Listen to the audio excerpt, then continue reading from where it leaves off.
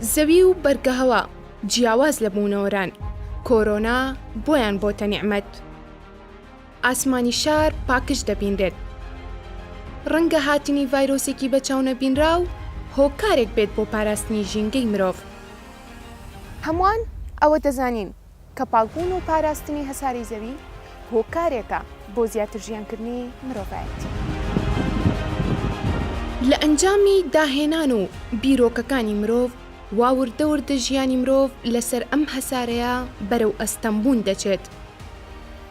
1 لیتر سوتەمەنی کە کێشی 835 گرامە لەمبڕا 720 گرامی کاربۆنە.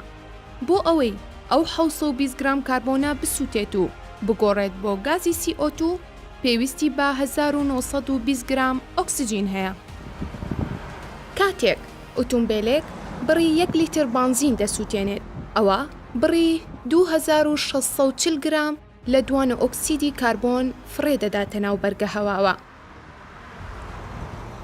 ئەگەر لە ڕۆژێکدا ئۆتۆمبیلەکان تەنها 1 کیلۆمەتر ڕێ بکەن، ئەوە بڕی 211.2 گرام گازی CO2 دەڕژێتە بەرگەهەواوە، کەواتە ئۆتۆمبیلەکان هۆکارێکی سەرەکین بۆ پیسبوونی بەرگەهەوای زەوی. هەستکردن بە پاکی بەرگەهەوا لە سەردەمی کۆرۆنادا دەگەڕێتەوە بۆ هاوێرکردن و کەمتر بەکارهێنانی ئۆتۆمبیل.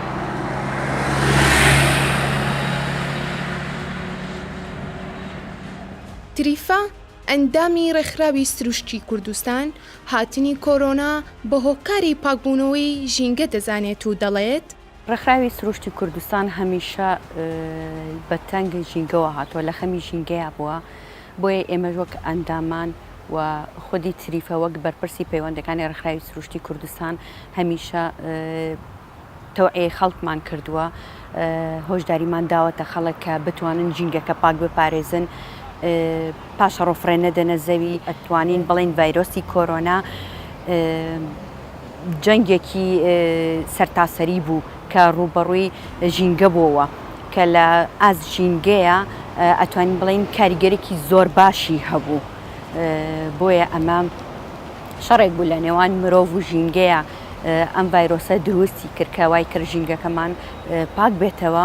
ژینگەیەکی خاوێن ئێستا ئەبینین خۆشبەختانە بەهۆی جوڵاندنی ڕێژێکی زۆر کەمی ئۆتۆمبیل کە ئەبین بەڕادەیەکی کەم، ئەویش بەهۆی ئەوەی کە قەدەغە کراوە، قەدەغەکردنی ئۆتۆمبیل کە وای کردووە ژینگەکەمان پاک بێتەوە، فڕێنەدانی پاشەڕۆ لە ناو سەیرانگاکان و لە شوێنە قەرەباڵغەکان و لە شوێنە گشتیاریەکان بە شێوازێکی گشتی تا ڕادێکی زۆر کەم بۆتەوە و تەنانەت لە هەندێک شوێنە هەر ناشبینرە لەبەرەوەی گەشتیار ڕووی تێناکە.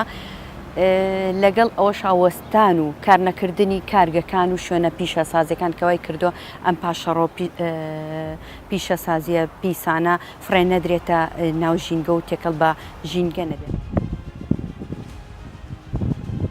تۆی هاوڵاتی دەرکت بەوە کرد کە پێویستە لانی کەم چەند مانگجارێک ڕۆژێک بکرێت بە ڕۆژی پاکردنەوەی بەرگەهەوا و هەمووان پێکەوە ئۆتۆمبیلەکان وەلانین و بە پیادە ڕێ بکەین، هەم بۆ ئەوەی چاوەکانمان سروشتی جوان بەدی بکات و هەمیش درێژە بە ژیانی زیاتر بدەین لەسەر زەوی.